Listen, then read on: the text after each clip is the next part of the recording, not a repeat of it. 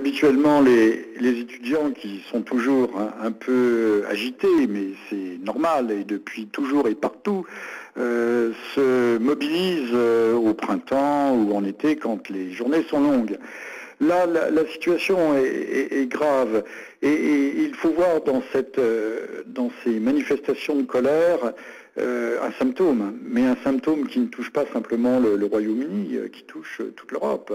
Des feux, des petits brasiers de mécontentement vont s'allumer ici et là, puisque la politique générale de l'Europe, des États membres de l'Union européenne, va être de tenter de faire payer, encore faudrait-il que cela soit possible, de faire payer aux contribuables, à l'usager, aux citoyens de base, les terrifiants endettements qui sont ceux des États. Le Royaume-Uni, comme la France, sont aujourd'hui fort mal en point. On parle de défaut de paiement pour le Portugal, pour l'Irlande, voire pour l'Espagne, mais la noble Angleterre et la France sont aussi sur la liste et ne sont pas très éloignés, tout comme l'Italie également.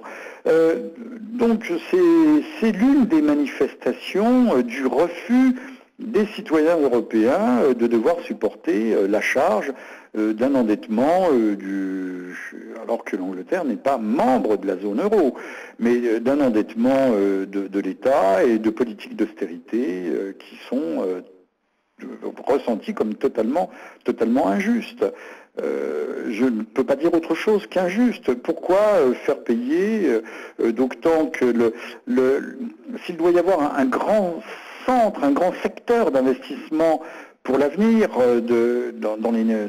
pour les nations européennes, c'est bien le secteur de l'enseignement supérieur, la formation de nos futurs ingénieurs, de nos futures élites intellectuelles, qui seuls permettront d'affronter les défis des temps à venir.